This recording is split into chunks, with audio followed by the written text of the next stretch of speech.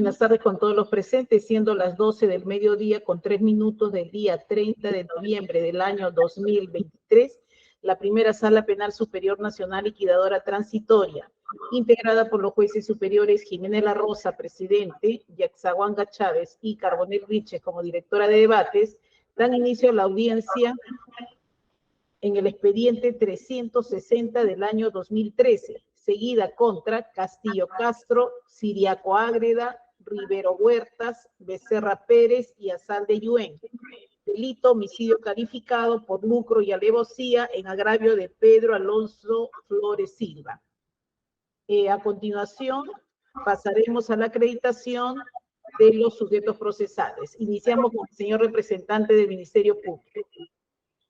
Buenas tardes, señora directora de debates, señores jueces superiores, señores abogados de la parte civil, de los acusados y todos los presentes. Juan Maza Lupucho, fiscal de la primera Fiscalía Superior Penal Nacional Especializada, con los demás datos ya obrantes en auto. Gracias. Gracias, doctor. La parte civil. Señora directora de debates, señores magistrados, buenas tardes.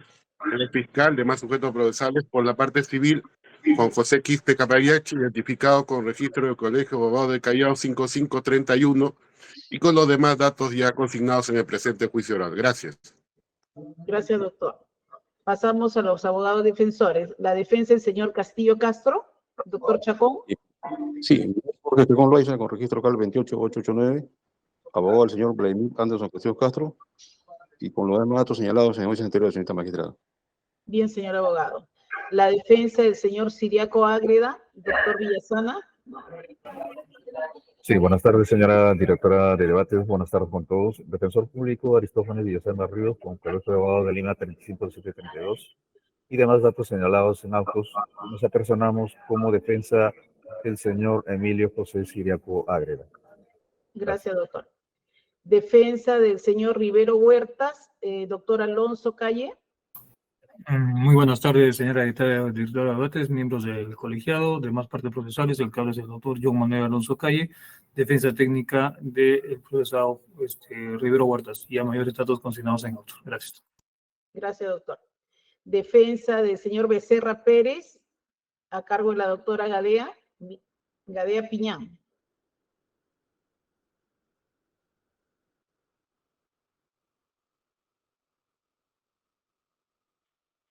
Doctora, muy buenas tardes y con todos los presentes. En esta oportunidad, la abogada Alicia Grisel Gadea Piñán, con registro CAL 40697, con domicilio procesal en la avenida Magdalena Manzana BV, lote 14 de la ciudad de Casma, y los demás datos ya consignados en autos, representando la defensa técnica del ciudadano Miguel Humberto Becerra Pérez. Gracias, doctora. Defensa del señor Azal de Yuen, a cargo del doctor Miranda Gutiérrez. Muy buenas tardes, señorita directora de debates, señores magistrados, señor representante del Ministerio Público, colegas y partes procesales. Soy Víctor Miranda Gutiérrez, con registro CAL 6804, abogado de defensa técnica de Antonio Azal de Yuen. Mis demás datos están ya impregnados en las audiencias anteriores. Muchas gracias. Bien, doctor, gracias. A continuación pasaremos a verificar la presencia de los acusados. Señor Castillo Castro, su identificación. Sí, doctora, buenas tardes. Mi nombre es Vladimir Alonso Castillo Castro, con número de DNI 4614-7304, doctora. Bien, señor. Señor Siriaco Ágreda, su identificación. Micrófono, ¿está desactivado? Por favor, avise al personal del INPES y toque la puerta que está ahí, por favor, para que se apersone un técnico.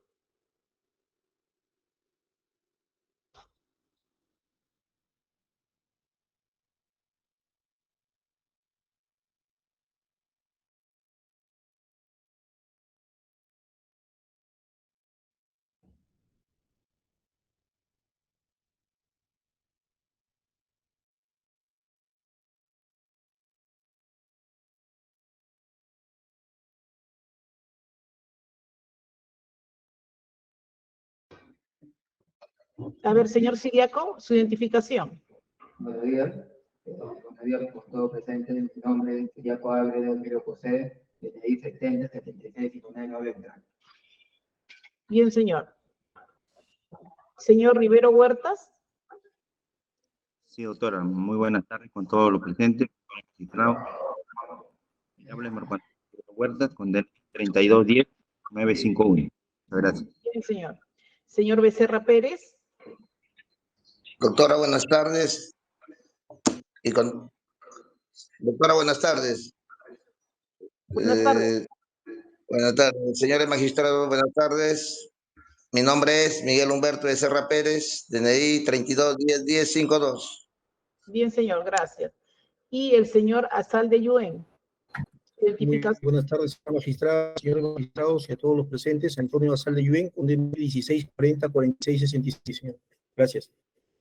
Bien, señor.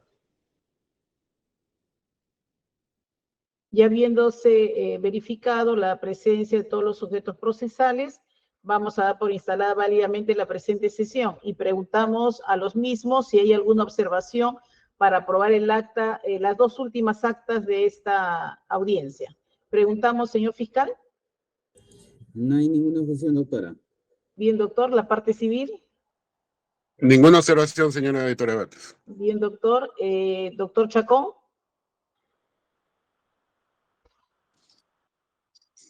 Compromiso, magistrado. Bien. Doctor Villasana. Ninguna observación, señora directora de debates. Bien, doctor. Doctor Alonso. Sin observaciones, doctora. Bien. Doctora Gadea. Sin observaciones, señora magistrada. Bien. Y doctor Miranda. Sin observaciones.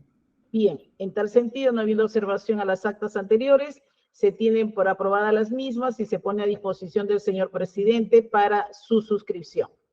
Señorita secretaria, sírvase informar si tiene despacho para dar cuenta. Señora magistrada, buenas tardes con todos, buenas tardes con todas las partes presentes. La Secretaría informa que para la presente sesión de audiencia no tenemos despacho que dar cuenta. Asimismo, el estadio procesal nos encontramos para escuchar la lectura de la sentencia. Bien, gracias. Bien, señores, el día de hoy está programada dar lectura a la sentencia a la que han arribado los integrantes del colegiado.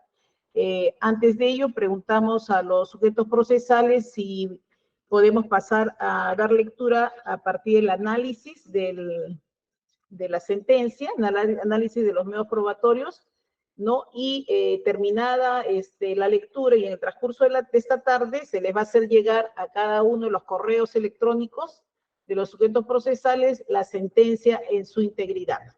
¿Se le pregunta, señor fiscal? Sí, doctora, no hay ningún inconveniente al respecto. Doctor, ¿la parte civil?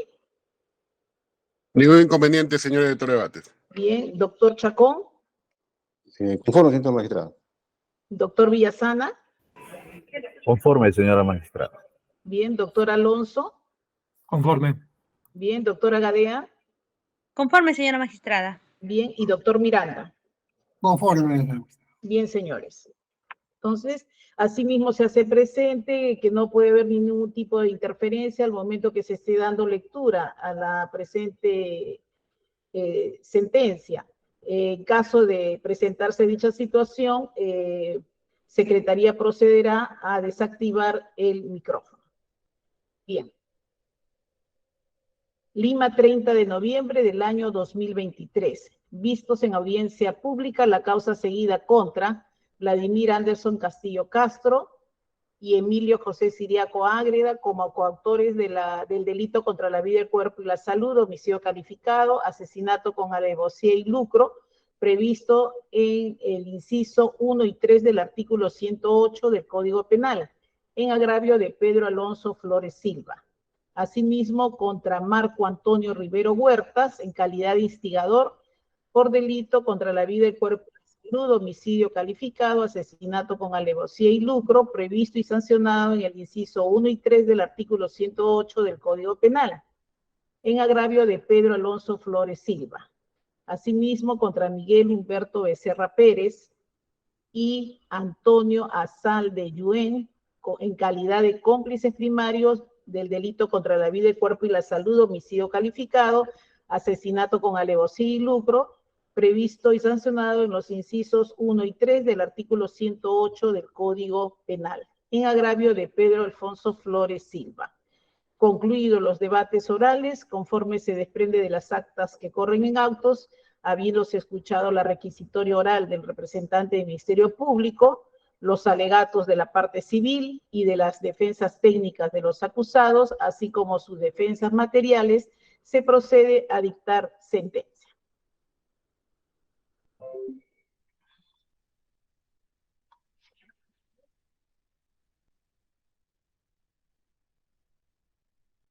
Precisiones jurídicas preliminares respecto a la actividad probatoria. Es menester dejar sentado algunos alcances jurídicos que deberán ser ponderados en toda la dimensión al momento de resolverse la presente causa, indicando que el principio de presunción de inocencia se encuentra consagrado en el literal E, inciso 24, artículo 2 de la Constitución, el cual establece que toda persona es considerada inocente mientras no se haya declarado judicialmente su responsabilidad. En el ámbito penal tiene 4 dimensiones: principio, regla, tratamiento, regla probatoria y regla de juicio. Asimismo, como regla de juicio, exige que el Estado pruebe la culpabilidad del acusado más allá de toda duda razonable. En esta perspectiva, la Corte Interamericana de Derechos Humanos establece que la presunción de inocencia requiere que nadie sea condenado salvo la existencia de prueba plena o más allá de toda duda razonable de su culpabilidad, tras un proceso sustanciado de acuerdo con las debidas garantías. El caudal probatorio debe generar certeza respecto a la comisión del acto delictivo, de la participación y responsabilidad penal del sujeto acusado. En este acervo probatorio pueden estar constituidas pruebas directas o pruebas indirectas. Las primeras revelan la manera en que ha sucedido un hecho imputado, mientras que en la segunda permite inferir esto a partir de hechos probados no constitutivos del delito o de la intervención de una persona en el mismo. El hecho de que una prueba sea indirecta no la priva de ser en rigor una prueba, en la medida que ésta, al igual que la prueba directa, es una fuente de conocimiento de un hecho. La diferencia estriba en que ésta se orienta a confirmar o no enunciados fácticos mediante la utilización de una inferencia. Requisitos que deben cumplir los indicios. El indicio debe estar probado. Debe estar plenamente probado, que no exista duda o incertidumbre al respecto, pues de lo contrario sería una mera sospecha sin sustento y la conclusión devendría en dudosa e incierta. En efecto, mientras el indicio es un medio de prueba y requiere que el hecho indicador esté plenamente demostrado, en la sospecha esto no acontece, por cuanto solo se trata de una hipótesis que se apoya en el conocimiento intuitivo. Exigencias de los indicios contingentes. De acuerdo con la incidencia que tenga el hecho indicado, podemos agrupar a los indicios en necesario o contingente. El primero de ellos es aquel que irremediablemente conduce a una determinada consecuencia, es decir, cuando el hecho deducido no puede tener por causa sino el hecho probado, pues la relación de causa-efecto es absoluta. El indicio contingente, por su parte, es el que puede conducir a deducir varios hechos. Para que los indicios contingentes tengan aptitud de acreditar el hecho o consecuencia, deben ser plurales, concordantes y convergentes. Los indicios deben ser plurales cuando hace referencia a cuando estos sean varios. La necesidad de ello responde a la obligación de excluir el azar, lo que permite afianzar la certeza de la inferencia. Un solo indicio contingente, por su misma variedad deductiva, podría inducir error. Sin embargo, una pluralidad de indicios en una misma dirección permite superar la plurivalencia de esta clase de indicios y eliminar así toda duda razonable sobre la existencia del hecho inferido. No debe confundirse la pluralidad de indicios con la pluralidad de fuentes de prueba, pues si 3 testigos observan al acusado saliendo del inmueble del occiso, luego de escucharse los disparos, no estamos ante 3 indicios, sino ante uno que está siendo acreditado por 3 pruebas testimoniales. Ahora, debe existir concordancia entre los indicios. Esto implica que los indicios se entrelacen, corroboren o confirmen recíprocamente, que se refuercen entre sí y que no excluyan el hecho consecuencia, de modo que en su conjunto puedan producir un todo coherente y natural. Convergencia de los indicios. Si bien el indicio aparece desprovisto de elemento racional en su estado natural, está libre de inferencias intelectivas. Los indicios plurales tienen que ser convergentes, es decir, que todos reunidos no puedan conducir a conclusiones diversas, sino a establecer el mismo hecho. Como bien apunta Pérez López, citando a Martínez Arrieta, si uno de ellos diverge o se aparta del resto, el conjunto de la prueba indiciaria perderá fuerza probatoria, pues potenciará la posibilidad de otras explicaciones alternativas a la existencia del delito. Ello muestra dos cosas. La primera es que la fuerza probatoria de los indicios contingentes no está entre el número de indicios, sino en su convergencia para arribar a una misma conclusión probatoria.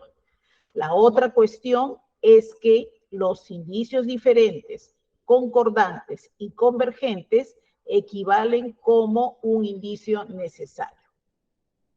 Falta de contraindicios consistentes. El contraindicio es toda prueba que se opone o le quite eficacia al indicio. Como lo dice Pablo Talavera, los contraindicios hacen ver poderosamente debilitados los indicios de cargo. En cuanto de ellos resulta a favor del acusado una explicación enteramente favorable de los hechos que parecían correlativos del delito y daban importancia a las sospechas. Los indicios contingentes solo pueden desvirtuar los indicios contingentes de cargo si es que son consistentes, es decir, si desvirtúa la virtualidad probatoria de los indicios de cargo. Delimitación de la imputación fáctica. Un tópico medular que debe ser apreciado antes de realizar la valoración probatoria es la imputación fáctica a la que se circunscribe el pronunciamiento de este colegiado. Ello debido a que en los fundamentos de hecho de la acusación fiscal se detallaron una pluralidad de hechos que exigen su debida individualización. Al respecto, conforme lo dejó sentado el Acuerdo Plenario 6 del año 2009, la imputación es el acto de atribución que se hace de un hecho hacia una persona. Es decir, no basta con relatar hechos, sino que debe precisarse la vinculación de éste con el acusado. Solo en el caso que la imputación esté correctamente determinada mediante la fijación específica del hecho delictivo y detallando el grado de intervención delictiva del acusado, se considerará cumplida esta garantía de imputación necesaria. En el caso concreto, el dictamen acusatorio detalla concretamente las imputaciones que se detallan como son. En el caso del presunto responsable Marco Antonio Rivero Huertas, el hecho imputado es haber determinado a los acusados Vladimir Anderson Castillo Castro y Emilio José Siriaco Ágreda, mediante ofrecimiento de una ventaja económica, la resolución criminal de acabar con la vida de Pedro Alfonso Flores Silva. Ahora, respecto a Vladimir Anderson Castillo Castro y Emilio José Siriaco Ágreda, el hecho imputado es haber disparado con arma de fuego a Pedro Alfonso Flores Silva, causándole la muerte, motivado por una ventaja económica.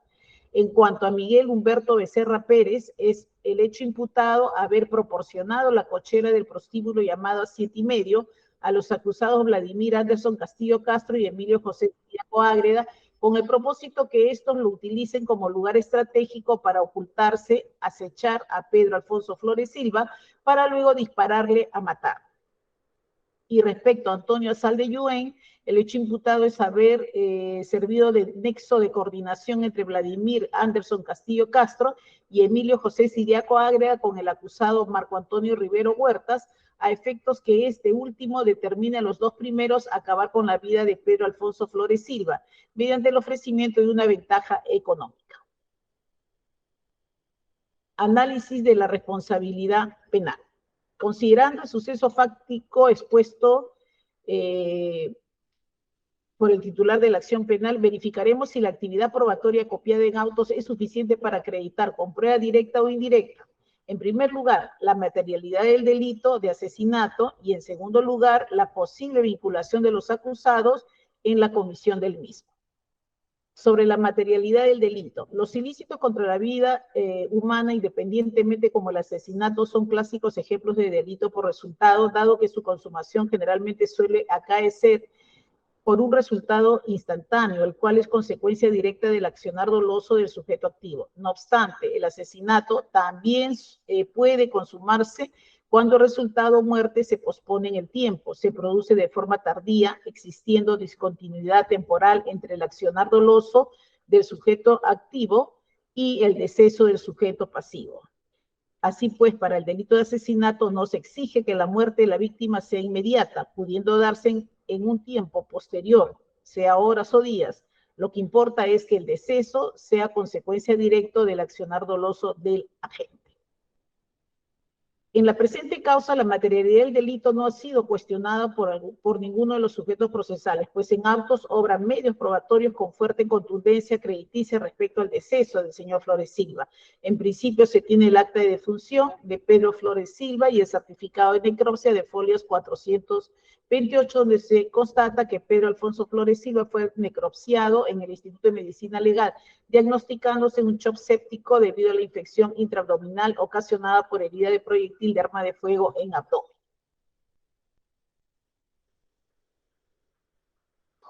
Asimismo, se tiene la historia clínica de Pedro Alfonso Flores Silva, en el que se hace constar que dicho agraviado ingresó al Centro Médico de Casma y Salud manejando su moto lineal por sus propios medios, quejambroso y ansioso, con la mano dirigida a la región torácica abdominal izquierdo. También se tiene como anotación que no cuenta con los servicios de laboratorio y rayos X en razón al estado crítico, por lo que el reporte operatorio de Fojas 293 acredita que hubo una lesión en el agraviado por disparo de arma de fuego. Así, precisamente sobre la mencionada, respecto también se corrobora la existencia de una moto en la cual Pedro Alfonso Flores Silva llegó al centro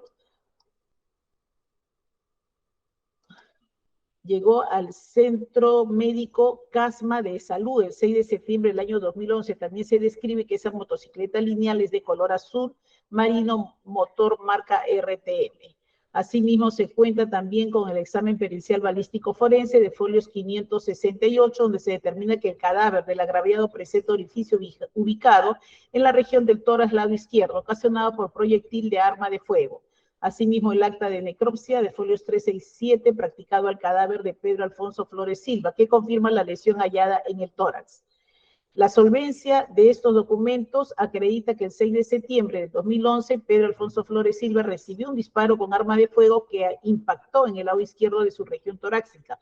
A consecuencia de ello, el agraviado se dirigió al Centro Médico de Salud, donde debido a la falta de servicio de laboratorio y rayos X, procedieron a derivarlo al Hospital Eleazar Guzmán Barrón de Nuevo Chimbote, nosocomio, donde finalmente falleció por shock séptico el día 8 de septiembre del 2011. En suma, nos encontramos ante un caso de asesinato.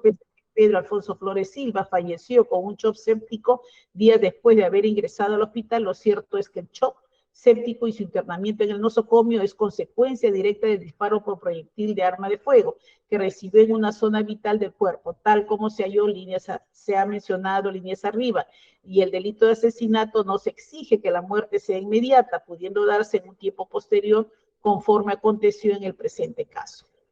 Ahora, sobre la vinculación y responsabilidad penal de los acusados con el delito imputado. Verificada la materialidad del asesinato del agraviado, corresponde ahora analizar si Marco Antonio Rivero Huertas, Vladimir Castillo Anderson Castro, Emilio José Siriaco Ágreda, Miguel Humberto Becerra Pérez y Antonio Saldeyuen tuvieron intervención criminal en dicho ilícito.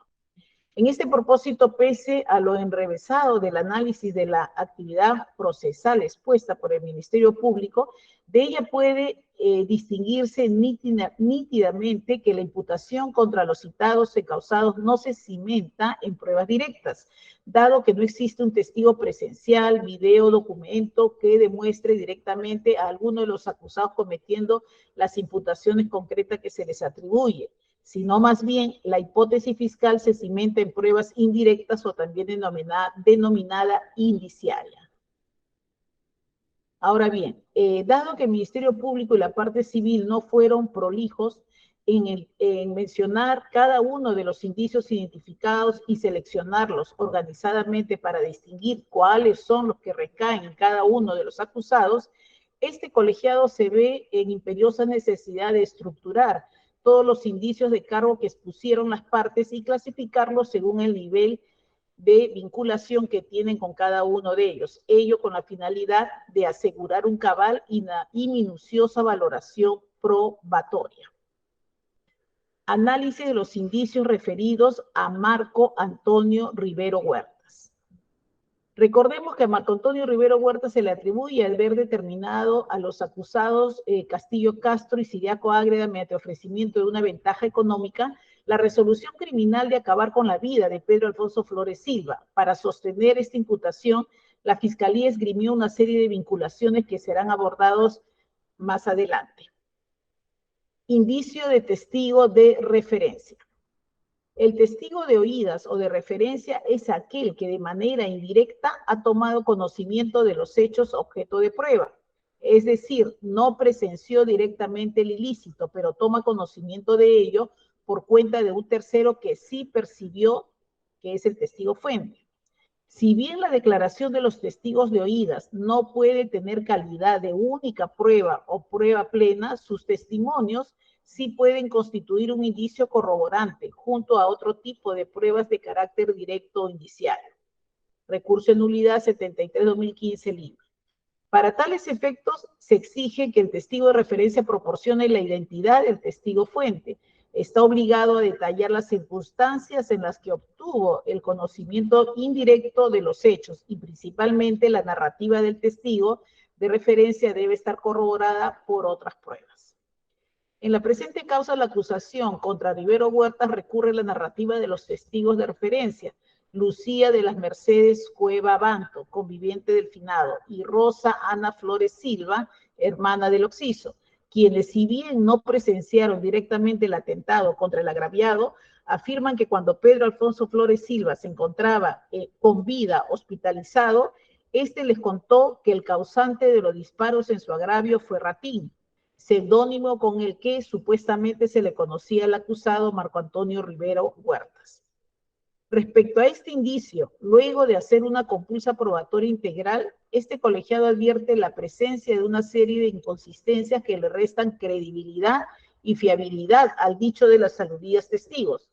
Comenzando con Lucía de las Mercedes Cueva Banto, se distingue que ella depuso su declaración a nivel preliminar el 19 de septiembre del 2011 y en juicio oral en el mes de marzo del 2011. En la primera de ellas aseguró que cuando su conviviente recobró la conciencia en el nosocomio, las primeras y únicas palabras que le dijo fueron las siguientes: la rata ha sido, una moto de color azul me cerró el paso, de donde un encapuchado me disparó 2 veces. Yo he regresado manejando a salud, pero a la altura del 9 de octubre se le desvanecía el cuerpo, por lo que le pedí a Dios que me dé fuerzas y que me ayude a llegar a salud. Posteriormente, en el juzgamiento, Lucía de la Mercedes Cueva Banto afirmó que cuando se acercó a su esposo, este le manifestó que había sido atacado por unos encapuchados que iban en una moto azul, que lo interceptaron, le dispararon y le dijeron: esto va de parte de tu alcalde, el comandante Noel. Si contrastamos las dos narrativas, apreciaremos que ambas vinculan con bastante seguridad y firmeza a Rivero Huertas como el responsable del atentado. Sin embargo, sucede que existe una acta policial donde se hace constar que la testigo Lucía de la Mercedes Cueva Banto inexplicablemente afirmó que desconocía quiénes podrían ser las personas que estaban detrás del ataque a su conviviente. Nos referimos al acta de entrevista de folio 150-152, el cual resulta tener mayor trascendencia que las declaraciones en sede policial y juzgamiento, habida cuenta que ella se realizó el 7 de septiembre del 2011, esto es, el mismo día en que Pedro Alfonso Flores Silva se encontraba aún con vida, internado en el hospital. En dicha acta, Lucía de las Mercedes Cueva Banto se explayó y dio bastantes detalles de todo lo que su conviviente supuestamente le había dicho el día 7 de septiembre del 2011, conforme se puede verificar en el siguiente texto. Mi conviviente me comentó a las 2 horas aproximadamente del 7 de septiembre de 2011, que en circunstancias que era atendido en emergencia, que el 6 de septiembre había tenido una asamblea en el interior de la municipalidad de Casma, habiendo terminado las 23 horas aproximadamente. Luego abordó su motocicleta lineal color azul en compañía de Auner Palacios Luna para dirigirse a la casa del acompañante. Luego, al retornar a mi domicilio por la Panamericana Norte, luego pude observar que una motocar color azul le venía siguiendo para luego cerrar el pase a la altura del primer puente, Laguna de Oxidación, descendiendo de dicho vehículo menor un sujeto el cual estaba cubierto el rostro con pasamontañas. Este se dirigió a mi conviviente para efectuarle 2 disparos, del cual solo logró impactar un disparo. Luego, herido, abordó su vehículo menor y se dirigió a Salud, Casma. Luego de ser atendido, me trasladaron al Hospital Regional Nuevo Chimbote. En ningún extracto de esta entrevista se menciona que los atacantes venían por órdenes de Ratí, Ratón o Rata, ni el alcalde o de Marco Antonio Rivero Huertas. La testigo de referencia dio muchos más detalles de los que hizo alusión en su declaración preliminar y de juzgamiento, lo que resulta lógico si tenemos en cuenta la inmediatez temporal en que se narraron los hechos, pues existía mayor peregrinación y retención de la información recibida, lo que permite colegir que en esos momentos la testigo estaba en las condiciones necesarias como para brindar información de calidad. Es precisamente en estas condiciones donde Lucía de las Mercedes Cueva Banto afirmó que desconoce quiénes sean los autores del atentado de su conviviente. Únicamente precisó que éste había roto relaciones públicas con Marco Antonio Rivero Huertas, pero en ningún momento señala directa o indirectamente que dicha persona lo haya amenazado o que sea el posible orquestador de los disparos. Si el 7 de septiembre del 2011, Pedro Alonso Flores Silva verdaderamente hubiese afirmado en vida que Rivero Huertas era el responsable de su atentado, lo lógico era que su conviviente necesariamente reporte esa información a la policía que la estaba entrevistando el mismo 7 de septiembre de 2011. Es inexplicable e incomprensible que en esa fecha, en vez de dar mayores datos que ayuden con la investigación policial, categóricamente se afirme desconocer quiénes podrían ser los partícipes del delito.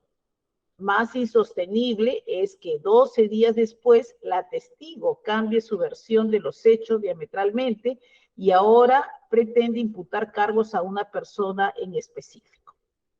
A todo ello se suman ciertas conmutaciones presentes en las narrativas de Cueva Banto, que depuso en sede policial con la declarada en juicio oral, pues se distingue que en la primera de ellas aludió a un encapuchado, una persona en singular, y en ningún momento se informó que los atacantes hayan dirigido palabras al occiso, pero en el juzgamiento la testigo invocó a una pluralidad de encapuchados y que los fascinerosos le dirigieron la palabra al agraviado diciéndole: esto va de parte de tu alcalde de comandante Noé.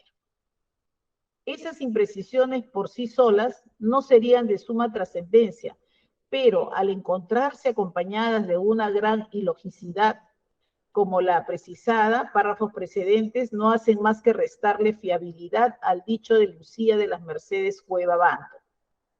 Por otro lado, se tiene la testimonial de Rosa Ana Flores Silva, hermana del occiso, quien en juicio oral afirmó encontrarse presente en el nosocomio luego que su hermano Pedro Alfonso Flores Silva saliera de la operación, momento en el cual el médico informó que su hermano estaba muy angustiado y sería bueno que una persona ingrese para tranquilizarlo.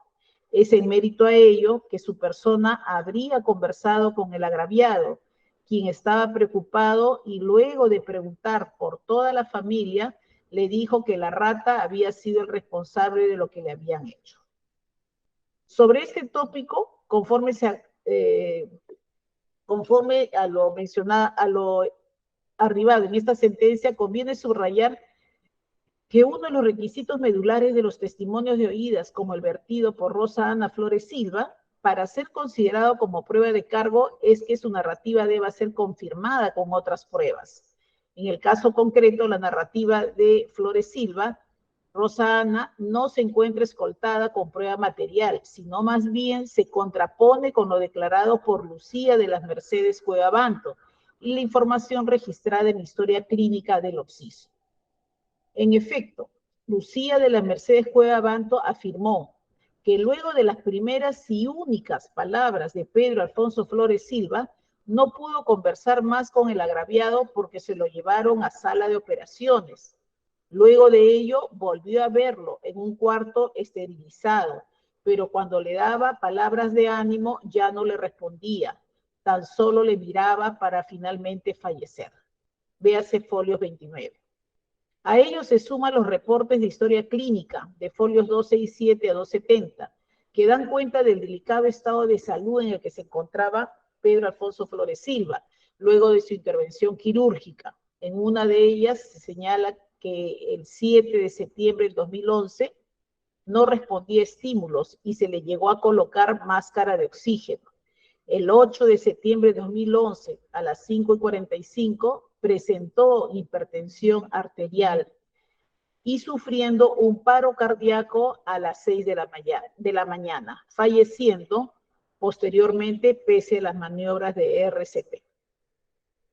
Todo este contexto asienta la hipótesis que el estado posoperatorio de Pedro Alfonso Flores Silva era bastante delicado, al punto que no respondía a estímulos externos. Por tanto, es bastante difícil que pudiese haber dialogado con la normalidad que sostiene Rosa Ana Flores Silva.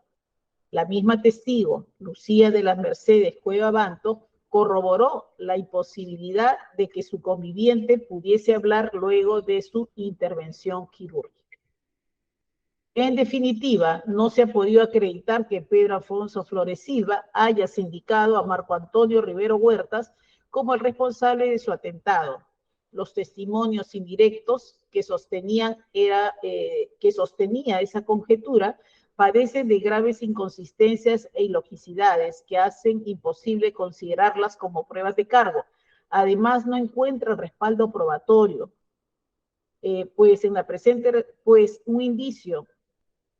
cuando un indicio no está probado, la hipótesis decae en una mera sospecha sin sustento y la conclusión devendría en dudosa e incierta. Al respecto, el indicio antecedente. Este indicio es aquel que tiene lugar antes de la realización del hecho delictivo, tales como amenazas previas, ofensas, intereses en la desaparición de una persona, etc.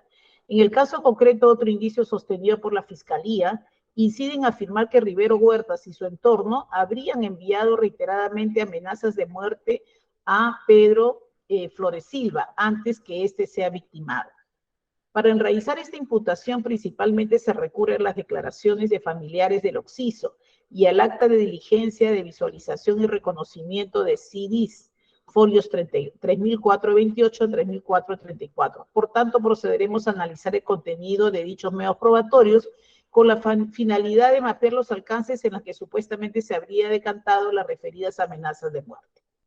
En primer lugar, se tiene a la testigo Lucía de las Mercedes Cuevabanto, quien en ese entonces realizaba actividades periodísticas junto con el agraviado y quien además afirmó que, si bien no percibieron amenazas de muerte directamente de Marco Antonio Rivero Huertas, sí recibieron esos amedrantamientos a sus celulares, cada vez que su programa periodístico tocaba el tema de supuestas irregularidades en la gestión del alcalde. En esta misma línea, en el acta de entrevista de folio 150, Lucía de la Cruz Cuevabanto informó al agente policial que el occiso recibió llamadas amenazadoras a su celular, desconociendo quién sea el remitente de dichos mensajes, siendo que en ese mismo acto la testigo entregó a la policía el mencionado celular que Pedro Alfonso Flores Silva poseía y utilizaba. Igualmente, en juicio oral, la testigo reafirmó que no llegaron a recibir amenazas directamente de Marco Antonio Rivero Huertas, sino que había gente que lo realizaba a través de los teléfonos. Por su parte, la testigo Rosa Ana Flores Silva, en juicio oral, señaló que previa a la muerte de su hermano, Flores Silva Pedro Alonso, le manifestó que lo llamaban a su celular para amenazarlo, que en los meses próximos a su muerte estas llamadas eran seguidas. Del mismo modo, el testigo Walter Enrique Flores Silva, hermano del occiso, a folios 33, aseguró tener conocimiento que Pedro Alfonso Flores Silva recibía amenazas de muerte telefónicamente cuando salía a hablar del alcalde Rivero Huertas. Respecto a la diligencia de visualización y reconocimiento de 3 CDs de folios 3428 y 3434, se resalta que esta contó con la participación de la testigo Lucía de las Mercedes Cuevabanto, quien afirmó que su conviviente, Pedro Alfonso Flores Silva, recibió amenazas de muerte por mensaje de texto y audios de voz a su celular, los cuales decían: vas a morir, perro, te vamos a matar. Asimismo, se transcribió los audios contenidos en dichos discos compactos cuyos interlocutores eran precisamente la testigo antes aludida, codificada con voz número 2, y el agraviado codificado con voz número 1, siendo sus principales textos los siguientes.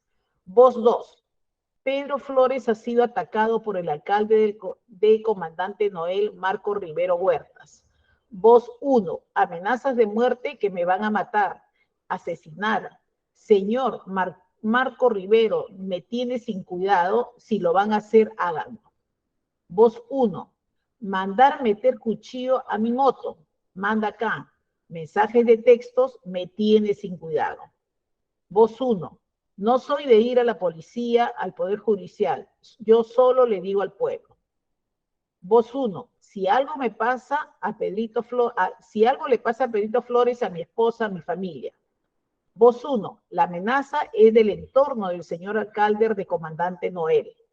Voz 1. Te llaman por teléfono, te amenazan de muerte y bueno, me tiene a mí sin cuidado. Trabaje, señor Marco Rivero. Ahora, pese a que las partes insistieron en repetir esa diligencia de visualización de videos en etapa de juzgamiento, esta resultaba bastante inoperativa si consideramos que en esta etapa de instrucción ya se había efectuado dicha diligencia con todas las garantías que franquea la ley.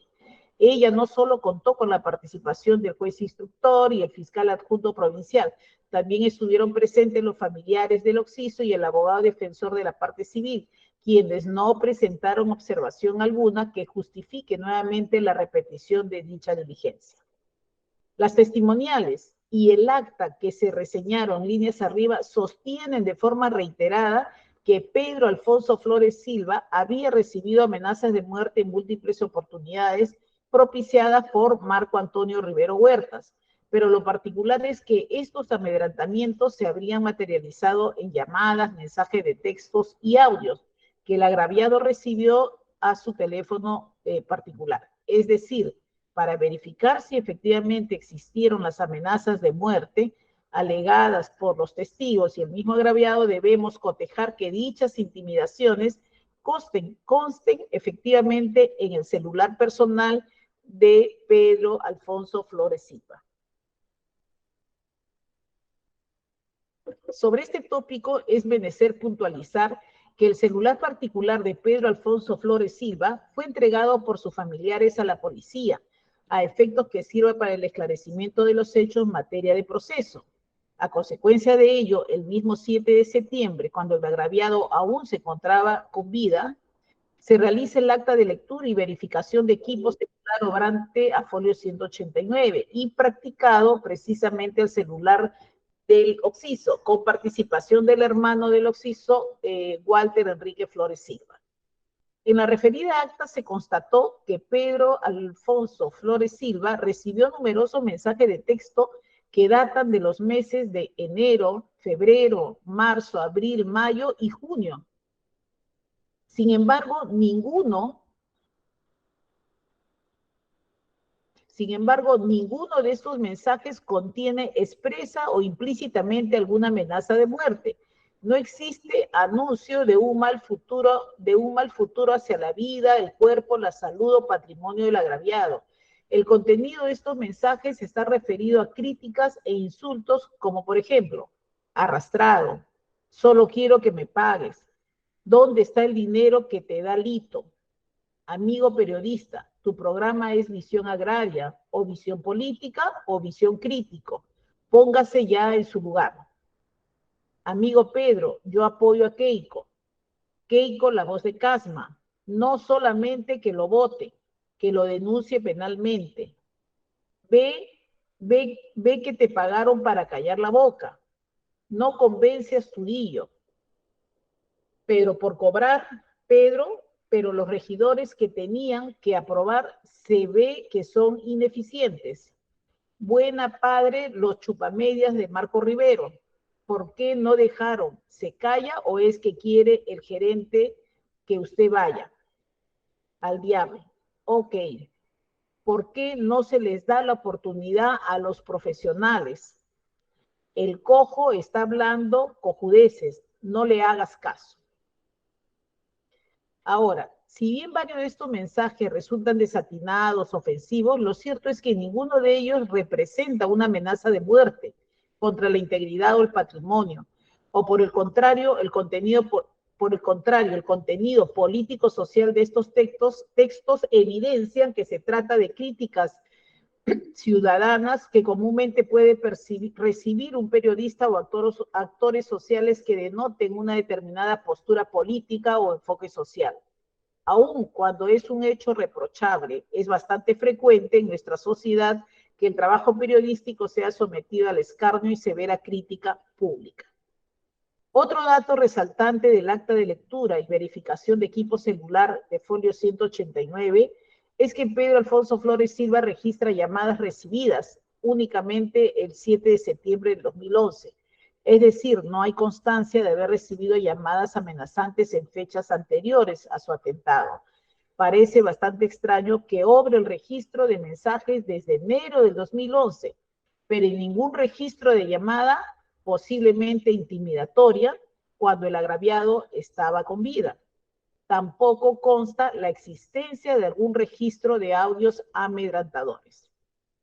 A la carencia de mensajes, audios y llamadas que corroboren la existencia de amenazas de muerte, se suman las graves contradicciones en las que incurrió la testigo Lucía de las Mercedes Cueva Banto. Se puede advertir que cuando un efectivo policial entrevistó a la conviviente del agraviado el 7 de septiembre de 2011, esta afirmó textualmente que desconocía quién era el remitente de los mensajes amenazantes que recibía su conviviente. Sin embargo, sin explicación alguna, 12 días después, cuando la testigo depone, su declaración cambia radicalmente su versión de los hechos y asegura tener conocimiento que Marco Antonio Rivero Huertas es la persona que reiteradamente envió amenazas a Pedro Alfonso Flores Silva. En suma, a pesar que el agraviado y sus familiares afirmaron reiteradamente que Marco Antonio Rivero Huertas dirigía amenazas de muerte contra Pedro Alfonso Flores Silva mediante mensajes, audios y llamadas a su celular, finalmente se comprobó que en este teléfono móvil no existió ningún texto atentatorio contra la vida, el cuerpo y la salud o patrimonio del agraviado. A ello se suma la grave y patente contradicción en la que incurre la testigo Lucía de la Cruz Mercedes Cueva Banto. En consecuencia, tampoco está acreditado el indicio antecedente referido a las amenazas previas. Ahora pasamos al indicio móvil. Está referido a obtener una ventaja, enemistad, una venganza o por cualquier otro objetivo que se le presenta con tal intensidad que lo lleve a estimar con desdén un ilícito. El Ministerio Público sustenta que entre Marco Antonio Rivero Huertas y Pedro Alfonso Flores Silva existía enemistad, dado que el agraviado, en su calidad de periodista, criticaba duramente el desempeño del acusado como alcalde distrital de Comandante Noel. A diferencia de lo que acontece con los indicios precedentes, el indicio móvil está plenamente acreditado en autos. Por un lado, se corroboró las críticas vertidas por el agraviado hacia Marco Antonio Rivero Huertas cuando se desempeñaba como alcalde distrital. Por otro lado, también quedó acreditada la denuncia por delito de difamación que el acusado promovió contra el ahora occiso. Esta constante tensión propició rencillas y enemistades mutuas, que fueron acreditadas sobradamente con las testimoniales de Lucía de las Mercedes Cuevabanto, Rosa Ana Flores Silva, Walter Enrique Flores Silva, Auner Marceliano Palacios Luna, Juan José Mota Silvestre y Harold Gamberti Portella Llanos, quienes de forma unánime dan cuenta de las duras críticas que el agraviado hacía en su programa radial hacia la gestión del acusado Marco Antonio Rivero Huertas. A todo ello se suma el acta de continuación de la diligencia de deslacrado y visualización y reconocimiento de SPITS, en la que se pudo reproducir varios audios que denotaban posición confrontacional del agraviado para con el acusado, refiriéndose a su persona con duros calificativos y términos bastante inapropiados. No cabe duda de la animadversión recíproca existente entre Rivero Huertas y Flores Silva. No obstante, es de resaltar que el primero de ellos empleó los mecanismos legales para resolver sus diferencias o disconformidades con el agraviado, pues presentó una querella ante el Poder Judicial. A ello se suma que no tiene denuncias previas de haber intentado lesionar física o psicológicamente a la hora occiso. También debe destacarse que Pedro Alfonso Flores Silva no solo era inquisidor con la gestión de Rivero Huertas, sino además con otras gestiones, mientras que el acusado también tenía diferentes detractores. El testigo José Alejandro Montalbán Macedo aceptó que el occiso lo criticó duramente durante 7 años porque fue alcalde distrital en 2 oportunidades. Asimismo, el comunicador social José Luis Lomparte Montesa también refirió que toda gestión está sujeta a críticas por la prensa, mientras que el testigo Auner Marceliano Palacios Luna señaló que existían varios opositores a la gestión de Marco Antonio Rivero Huertas, encabezado por el abogado Enrique Caspa Longobardi, quien en meses anteriores se desempeñó como jefe del órgano de control institucional de la municipalidad. En conclusión, si bien existieron conflictos personales y legales entre Marco Antonio Rivero Huertas y Pedro Alfonso Flores Silva, estos no son suficientemente fuertes como para asegurar la responsabilidad penal del primero de los nombrados en la muerte del segundo.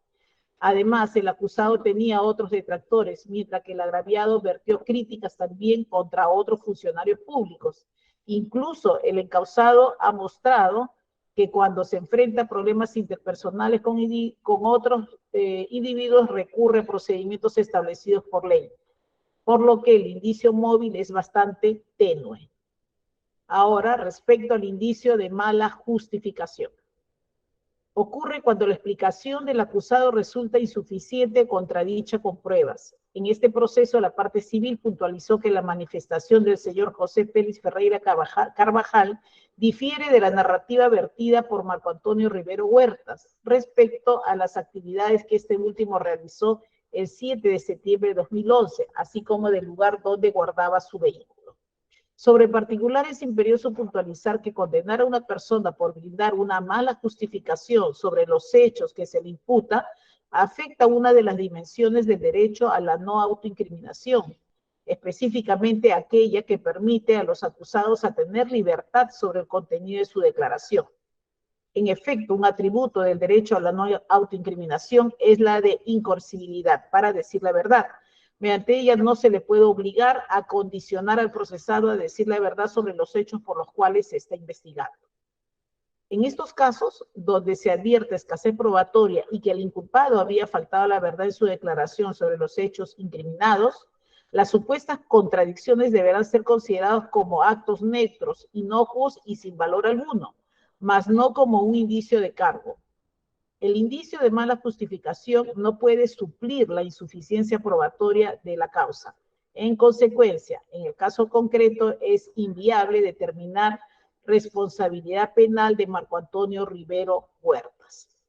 A modo de conclusión, pudimos advertir que la prueba indiciaria propuesta por la Fiscalía no llega a superar el estándar de fiabilidad para desvirtuar la presunción de inocencia, pues de los 4 indicios propuestos en contra de Rivero Huertas, únicamente se tendría acreditado 2 de ellos, indicio móvil y coartada falsa, que al fin de cuentas resultan ser infértiles para atribuir responsabilidad penal. Mientras que el indicio móvil es tenue, el de mala justificación, resulta insuficiente para concluir que Marco Antonio Rivero Huertas haya determinado en otros acabar con la vida de Pedro Alfonso Flores Silva, debiendo ser absuelto de los cargos recaídos en su contra. Ahora pasamos al análisis de los indicios referidos a Vladimir Anderson Castillo Castro y Emilio José Siriaco Ágreda. La imputación concreta que recae contra los indicados es haber sido los ejecutantes directos de los disparos con armas de fuego que recibió Pedro Alfonso Flores Silva, causándole la muerte, motivados por una ventaja económica. Por tanto, los indicios y vinculaciones que se formulan en contra de los citados tienen distinto matiz que los de Rivero Huertas. Pasamos a analizar indicios de participación delictiva. Los indicios de participación delictiva son aquellos que pueden comprender y superar lo que se ha denominado la oportunidad material, en sentido amplio, objeto o circunstancias que implique un acto en relación con la perpetración del delito, manchas de sangre o barro, tenencia de un instrumento del delito, descubrimiento de un objeto prometedor en el lugar de los hechos o en la casa del sospechoso. En el caso concreto, la Fiscalía expone que en la esfera de dominio de los acusados se encontró un arma de fuego y casquillos que tienen el mismo calibre del proyectil con el que se asesinó a Pedro Alfonso Flores Silva. También tenían en su poder pasamontañas idéntico al empleado por el sujeto que disparó al cuerpo de la víctima. Además, se logró ubicar un motocar con el mismo color del vehículo por los sujetos que dispararon contra el agraviado. En suma, todo este indicio busca establecer una relación de identidad entre los objetos empleados en el atentado contra el agraviado con los bienes hallados dentro de la esfera de dominio de los acusados Castillo Castro y Siriaco Ágreda. Respecto a los bienes encontrados bajo el dominio de los acusados, en primer lugar se tiene la manifestación de Rubén Remigio Castilla Antaigua, obrante a folio 56 y siguientes, de la cual se desprende la existencia de una motocar de color azul en poder de la familia Castillo Antaigua. Asimismo, se confirma que el inmueble donde se realizó el registro domiciliario vivía Rubén Castillo Antaigua con su hijo Vladimir Castillo Castro y Emilio José Siriaco Ágreda. En segundo orden, se tiene el acta de registro domiciliario practicado con la autorización de Rubén Remigio Castillo Aigua. En ella se hizo constar el hallazgo de varios elementos potencialmente incriminatorios. En una de las habitaciones que según Rubén Remigio Castillo Antaigua pertenecía a Vladimir Castillo Castro, se ubicó dentro de un ropero 5 cartuchos para armas de fuego, revólver calibre 38 marca SIG, muestras del 1 al 5. Un cartucho de arma de fuego revólver calibre 38, marca Federal, muestra 6. Una réplica de arma de fuego juguete, color negro plástico, en la base de la cacha tiene GB con cables cortados, muestra 7.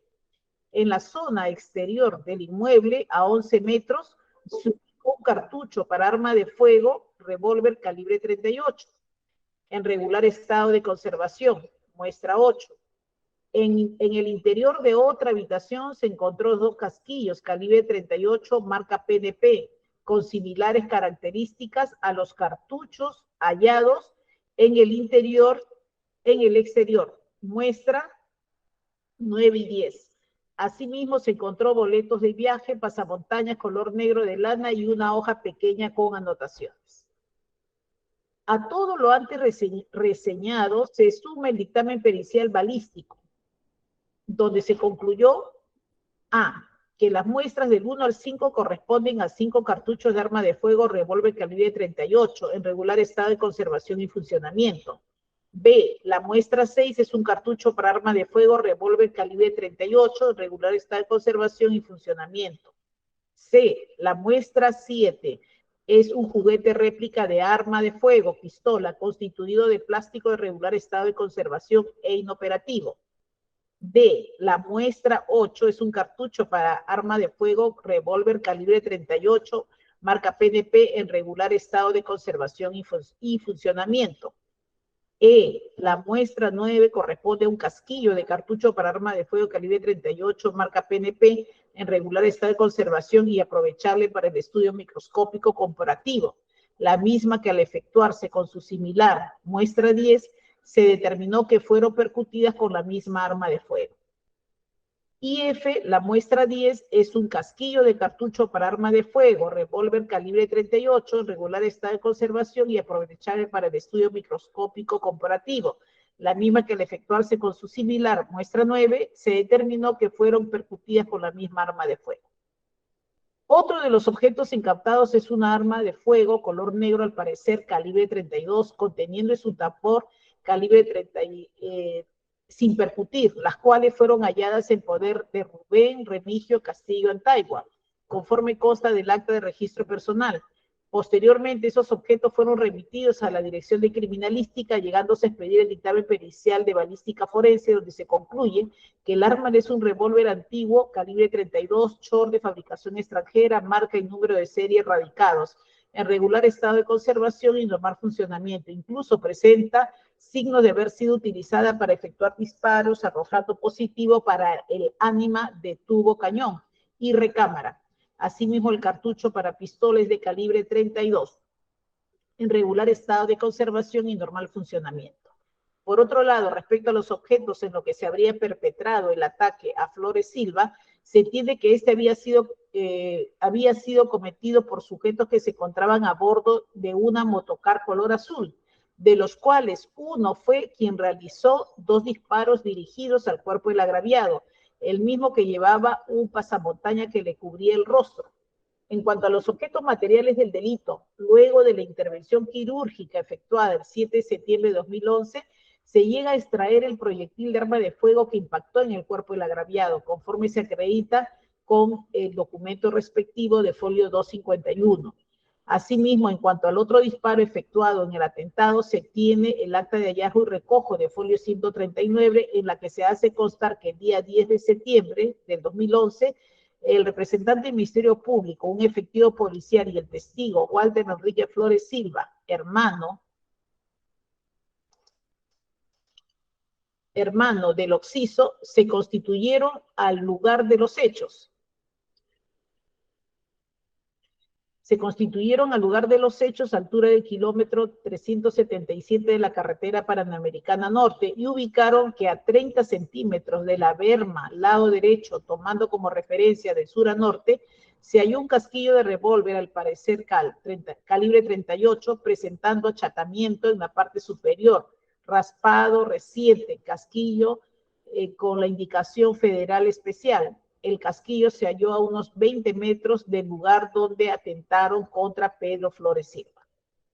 Como se advierte, los elementos cuya identidad deben cotejarse son la motocar, el pasamontaña, los proyectiles y casquillos incautados conjuntamente con el arma de fuego.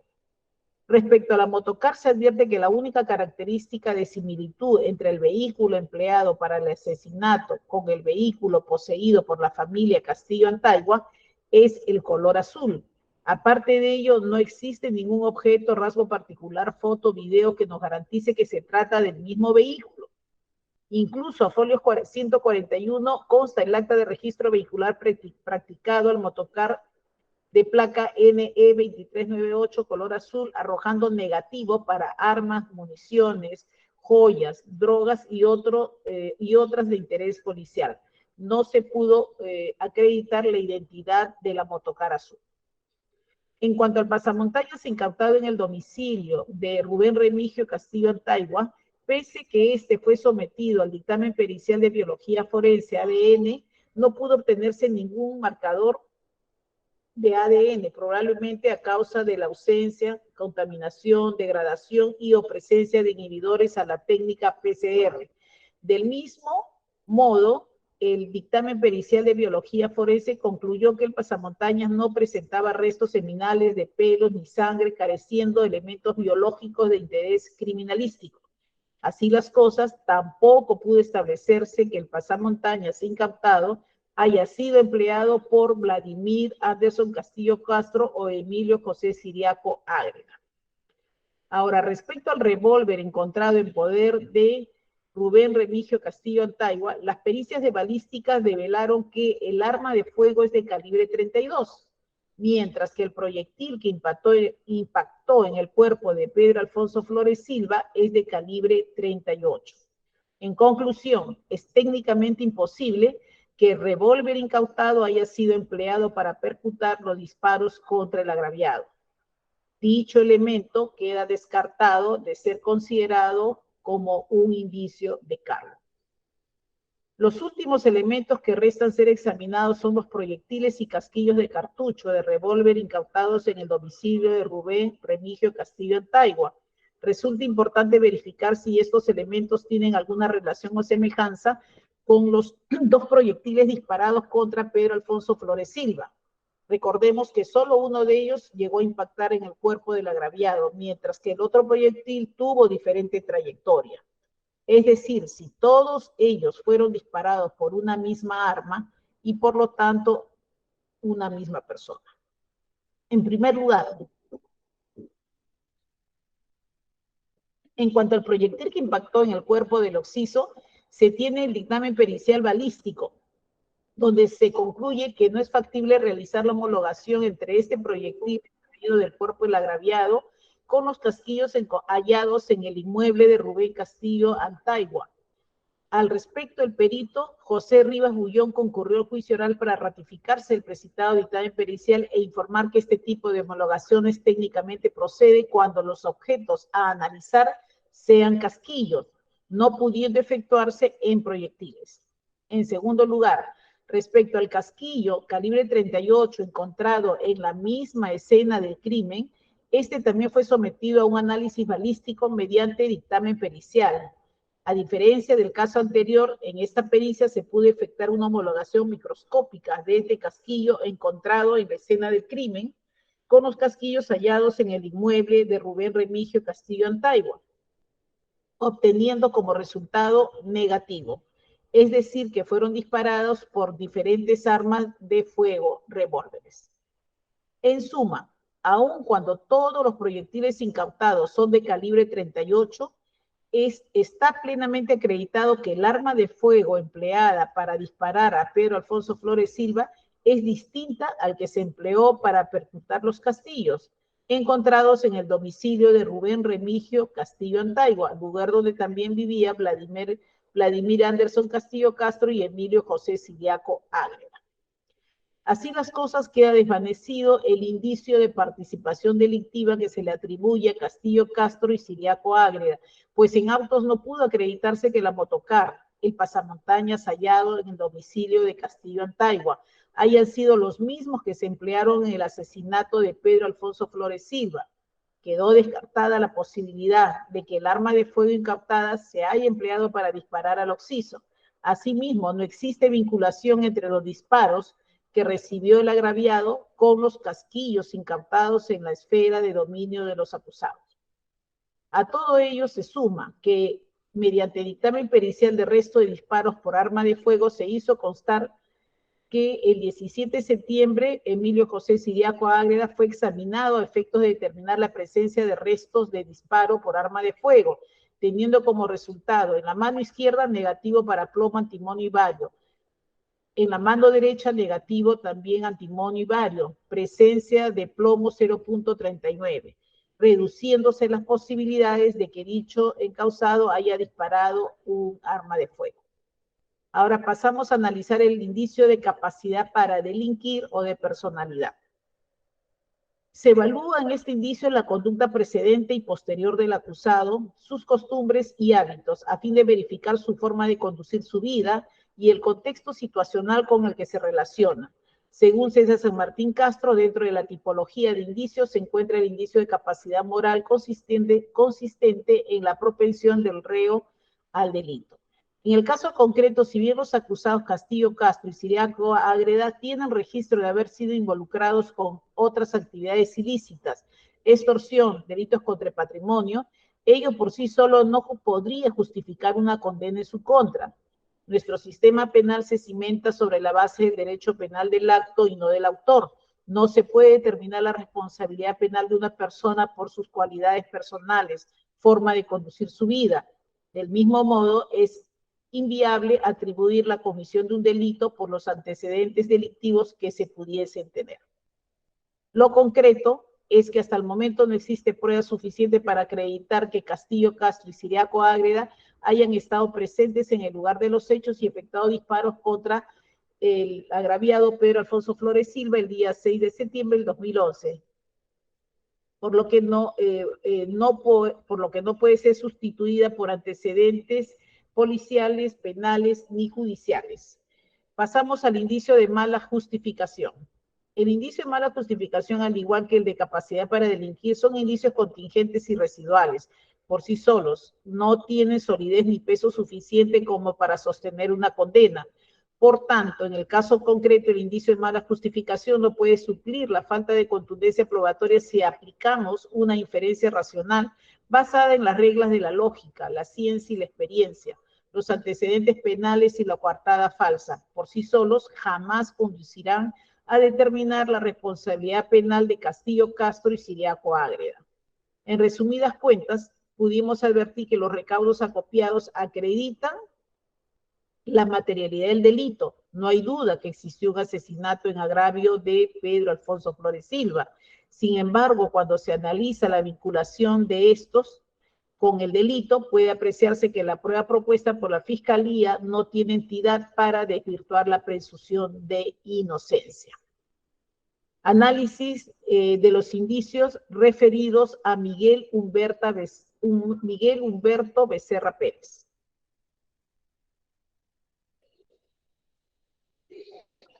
La imputación concreta es que supuestamente haber proporcionado la cochera del prostíbulo llamado 7 y medio a los acusados Castillo Castro y Siriaco Ágreda, con el propósito que estos lo utilicen como lugar estratégico para ocultarse, acechar a Pedro Alfonso Flores Silva para luego dispararle a matar. Dada esta particularidad en los cargos atribuidos, a continuación se abordarán los posibles indicios que recaerían contra Becerra Pérez. Indicio móvil. El indicio móvil está referido a obtener una ventaja, enemistad, una venganza o cualquier otro objetivo que se le presente con tal intensidad que lo lleva a estimar cometer un ilícito. En el presente proceso, el titular de la acción penal sostiene que Miguel Humberto Becerra Pérez no se llevaba bien con Pedro Alfonso Flores Silva, porque este fue crítico de él, cuestionando el prostíbulo que supuestamente tenía incidencias de asesinato que acarreaba dicho lugar. Se sostiene que antes de la muerte del agraviado ya se habían producido 2 muertes. Sobre el particular, es importante precisar que no toda animadversión es pasible de ser considerada como un indicio de culpabilidad. Va a depender del grado de intensidad y la naturaleza del delito que se analiza. En el caso concreto, la Fiscalía no ha llegado a acreditar una riña lo suficientemente intensa como para exacerbar un alto nivel de violencia y ensañamiento. Tampoco se pudo corroborar las supuestas muertes que ocasionaba el negocio de Miguel Humberto Becerra Pérez. La falta de corroboración de estos tópicos quita gravedad al indicio móvil, convirtiéndolo en bastante tenue, de tal modo que la discrepancia entre el acusado y la víctima ya no tenía la suficiente entidad como para escalar un hecho de extrema violencia como es el asesinato. Indicio antecedente. Es el que tiene lugar antes de la realización del hecho delictivo, tales como amenazas previas, ofensas, interés en la desaparición de una persona. En el caso concreto, la Fiscalía sostiene que Becerra Pérez en una oportunidad le habría dicho: si yo le doy su chiquita, no te molestas, haciéndole referencia que le quería pegar. Sin embargo, al igual que el indicio móvil, esa imputación carece de corroboración y también tiene la suficiente tampoco tiene la suficiente intensidad como para conducir irremediablemente a un asesinato. Efectivamente, aparte de la orfandad probatoria de este indicio antecedente, existe una desproporción entre el mensaje supuestamente amenazador, entre comillas, le doy su chiquita, con el resultado que se le pretende atribuir, entre comillas, homicidio calificado. El Ministerio Público no ha demostrado de qué forma un mensaje como este puede escalar al asesinato de una persona. Ahora pasamos al indicio de oportunidad material o real. Son aquellos referidos a las condiciones en las que se encuentra el sospechoso para poder realizar el delito. la posesión de bienes, el conocimiento del lugar o de ciertas circunstancias en la que se cometió el ilícito. En la presente causa, la tesis fiscal sostiene que Becerra Pérez tenía dominio de la cochera del prostíbulo llamado Siete y Medio, lugar que precisamente fue empleado por los acusados Castillo Castro y Siriaco Ágreda para guarecer y asediar a Pedro Alfonso Flores Silva. Este indicio, a diferencia de los demás, sí fue aterrizado con medios probatorios. Se tiene la denuncia de folios 1996 que datan de agosto del 2011. En ella se hace constar que Becerra Pérez fue víctima de robo en el local denominada Siete y Medio y que en esa oportunidad el mismo acusado afirmó que la propietaria de dicho local es su esposa, Doraliza Arévalo Encarnación. Precisamente en autos corre la partida de matrimonio de ambos. De esta manera queda suficientemente acreditado el indicio de oportunidad material. Por otra parte, la defensa de Becerra Pérez llegó a exponer una serie de recaudos tendientes a debilitar la acusación en su contra. En primer lugar, se tiene el acta de inspección judicial en las inmediaciones del local Siete y Medio y de la zona donde dispararon al agraviado. En ella se dejó constancia que, tomando como punto de referencia el árbol de mango utilizado como parqueo de motos y autos, donde los fascinerosos pudiesen haber guarecido en espera de su víctima, se hace imposible visualizar la pista. También se constata que del local Siete y Medio hacia el lugar donde se disparó al occiso hay aproximadamente 500 metros. Igualmente resulta imposible la visibilidad entre ambos puntos porque no hay poste de alumbrado público. A todo ello, la defensa agrega que el agraviado nunca llegó a pasar por el local Siete y Medio, pues fue victimado 500 metros antes. En suma, respecto a los cargos contra Becerra Pérez, se ha podido verificar la presencia de dos indicios bastante débiles, el móvil y antecedentes, los cuales se encuentran acompañados de un indicio de oportunidad material.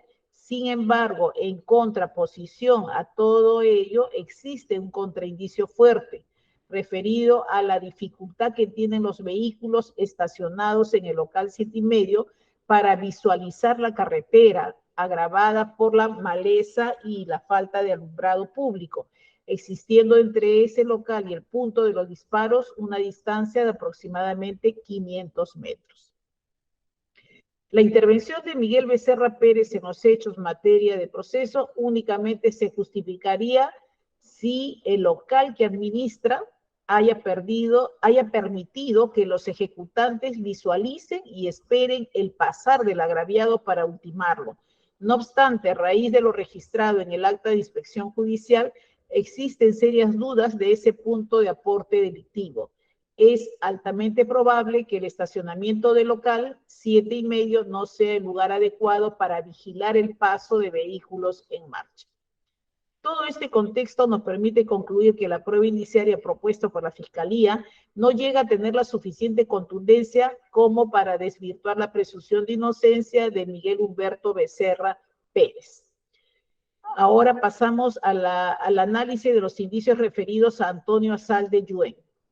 En el caso de Antonio Asalde Yuen se le atribuye haber hecho posible el nexo de coordinación entre Vladimir Castillo Castro y Emilio José Siriaco Ágreda con el acusado Marco Antonio Rivero Huertas, a efectos que este último determine en los dos primeros acabar con la vida de Pedro Alfonso Flores Silva, mediante el ofrecimiento de una ventaja económica, ello debido a que el acusado habría sido abogado y asesor legal de la Municipalidad de Comandante Noel y del procesado Vladimir Anderson Castillo Castro en un proceso de extorsión.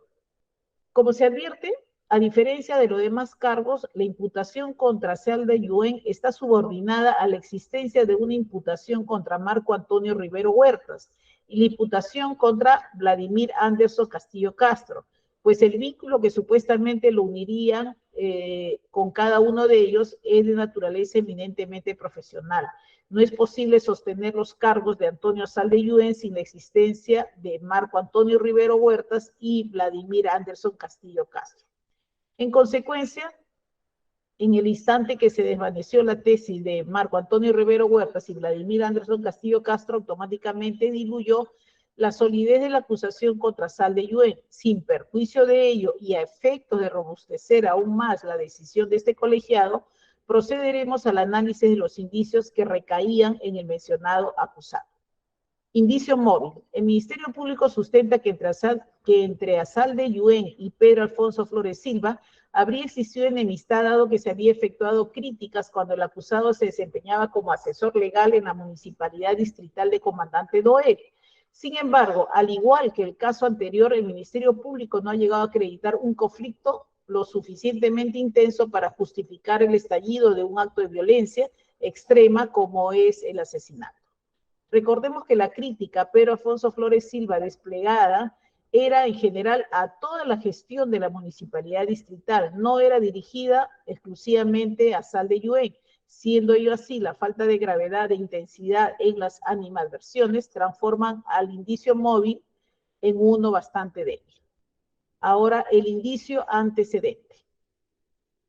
Por otro lado, se sostiene que las reiteradas amenazas de muerte de Pedro Alfonso Flores Silva, antes que éste sea victimado, no solo provenían de Marco Antonio Rivero Huerta, sino también de su entorno, tales como Antonio Asalde Yuen. Este punto ya fue analizado a detalle precedentemente, donde se verificó la carencia de mensajes, audios y llamadas respecto a las supuestas amenazas de muerte, a lo que se sumaban las graves contradicciones en las que incurrió la testigo Lucía de las Mercedes Cuevabanto. En esa línea, pese a que el agraviado y sus familiares afirmaron reiteradamente que el entorno de Marco Antonio Rivero Huertas dirigía amenazas de muerte contra Pedro Alfonso Flores Silva, finalmente se comprobó que en su teléfono móvil no existió ningún texto atentatorio contra la vida, el cuerpo, la salud o el patrimonio del agraviado. Pasamos a analizar el indicio de oportunidad física.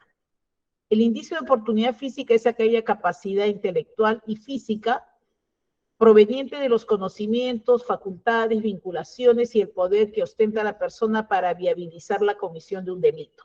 En este proceso se sostiene que Asalde Yuen tenía estrecha vinculación con Rivero Huertas y que conocía que Castillo Castro, dado que era su asesor legal del primero en la municipalidad de Comandante Noel, y que además fue abogado defensor del segundo en un proceso que se le siguió por extorsión. Por tanto, tenía la posibilidad física de fungir como nexo de coordinación entre Castillo Castro y Ciriaco Ágreda con Marco Antonio Rivero Huertas a efectos de determinar el asesinato de Pedro Alfonso Flores Silva. Pese a que, en efecto, Asalde Yuen estaba vinculado profesionalmente con Rivero Huertas y con Castillo Castro, es precisamente esta vinculación personal la que desvanece la acusación en su contra. En los fundamentos precedentes de esa sentencia se expuso las consideraciones por las cuales no se acreditó la responsabilidad penal de Marco Antonio Rivero Huertas ni de Vladimir Anderson Castillo Castro, correspondiendo dictar su absolución, y con ello la imposibilidad de sostener una condena contra Antonio Asalde Yuen. A ello se suma la no acreditación de las supuestas amenazas de muerte hacia Pedro Alfonso Flores Silva, quedando un solitario y débil indicio móvil que está bastantemente lejano de trastocar la presunción de inocencia. A modo de colofón, haciendo un recuento de todo el análisis probatorio, pudimos advertir que los recaudos acopiados acreditan la materialidad del delito. Es trágico e incuestionable el hecho que Pedro Alfonso Flores Silva fue asesinado con un disparo de arma de fuego que impactó en el lado izquierdo de su región torácica. Sin embargo, cuando se analizó la vinculación de cada uno de los acusados con el delito, pudo apreciarse que la prueba propuesta por la Fiscalía no tiene entidad suficiente para desvirtuar la presunción de inocencia. En el caso de Rivero Huertas, de los 4 indicios propuestos en su contra, únicamente se acreditan 2, el indicio móvil y coartada falsa, que son infértiles para atribuir responsabilidad penal, conforme se ha expuesto. En cuanto a Castillo Castro y Ciriaco Ágreda, se acreditaron 2 de los 3 indicios propuestos por la Fiscalía, indicios que resultan ser contingentes que tienen un tenue peso probatorio para eliminar la presunción de inocencia. Y respecto a Becerra Pérez, la prueba indiciaria propuesta no llega a tener la suficiente en contundencia. Existe un indicio de oportunidad material al que se antepone un contraindicio sólido, quedando únicamente dos indicios débiles, móvil y antecedente, insuficientes para una condena. Finalmente, en cuanto a Antonio Saldelluen, además del debilitamiento de los cargos en su contra, no pudo acreditarse las supuestas amenazas de muerte que se le atribuía, quedando en la orfandad un indicio móvil demasiado ligero para resistir una sentencia condenatoria. En cada uno de los acusados se tiene que los indicios que pudieron acreditarse devienen insuficientes para inferir en forma indubitable, precisa y directa sus responsabilidades penales. Habida cuenta que existen otras alternativas exculpatorias viables que generen dudas sobre su culpabilidad. En ese sentido, a tenor de la libre apreciación razonada de la prueba, que es el sustento, que está sustentado en el artículo 283 del Código de Procedimientos Penales, se debe absolver a los mencionados de la acusación fiscal que pese en su contra en virtud del artículo 284 del Código de Procedimientos Penales. Decisión. Los jueces superiores integrantes de la primera Sala Penal Superior Nacional Liquidadora Transitoria de la Corte Superior Nacional de Justicia Especializada, impartiendo justicia en nombre de la Nación y con el criterio de conciencia que la ley autoriza, fallan, absolviendo a Vladimir Anderson Castillo Castro y Emilio José Siriaco Ágreda de la acusación fiscal formulada en sus contras en calidad de coautores de la presunta comisión del delito contra la vida, el cuerpo y la salud, homicidio calificado, asesinato con alevosía y lucro, previsto en el artículo 108, incisos 1 y 3 del Código Penal, en agravio de Pedro Alfonso Flores Silva. Absolviendo a Marco Antonio Rivero Huertas de la acusación fiscal formulada en su contra en calidad de instigador de la presunta comisión del delito contra la vida, el cuerpo y la salud, homicidio calificado, asesinato con alevosía y lucro, previsto en el artículo 108, inciso 1 y 3 del Código Penal, en agravio de Pedro Alfonso Flores Silva. Absolviendo a Miguel Humberto Becerra Pérez y Antonio Saldelluen de la acusación fiscal formulada en sus contras en calidad de cómplices primarios de la presunta comisión del delito contra la vida, el cuerpo y la salud, homicidio calificado, asesinato con alevosía y lucro, previsto en el artículo 108, incisos 1 y 3 del Código Penal, en agravio de Pedro Alfonso Flores Silva. Mandaron que consentida y o ejecutoría que sea la presente sentencia, se proceda a la anulación de los antecedentes policiales y judiciales generadas contra los absueltos a raíz del presente proceso, oficiándose a quien corresponda y hecho que sea, se proceda al archivo definitivo de la causa, firmado y notificándose la presente sentencia. Bien, señores, se ha dado lectura a la decisión final tomada por los integrantes de este colegiado en el expediente 360 del año 2013. A continuación, por tratarse de una sentencia absolutoria, procederemos a preguntar solo al representante del Ministerio Público si se encuentra conforme con el fallo emitido, con la decisión emitida. Doctora, el Ministerio Público va a interponer recursos de nulidad en todos los extremos y solicitamos que en el día se nos notifique la sentencia. Gracias. Bien, doctor. En tal sentido, se le... Un momentito. Se me escucha, ¿no? Disculpen, se me escucha porque está congelada. Sí, se la escucha, doctora. Ya, en tal sentido, habiéndose interpuesto recurso impugnatorio, se espera la fundamentación de su recurso dentro del plazo de ley, previsto por ley. Y en cuanto a la parte civil, conforme lo estipula el Código de Procedimientos Penales, lo hará en la forma y modo que establece la norma procesal. Bien, señores, ¿alguna intervención al respecto por parte de los abogados de los encausados y absueltos? Señora magistrada, por parte de la defensa de Vladimir Castillo Castro, quería saber, por favor, ¿a qué hora estarán notificando la resolución? Sí, en el transcurso de la tarde, doctor. Hoy día, de todas maneras, se les notifica. Hoy día.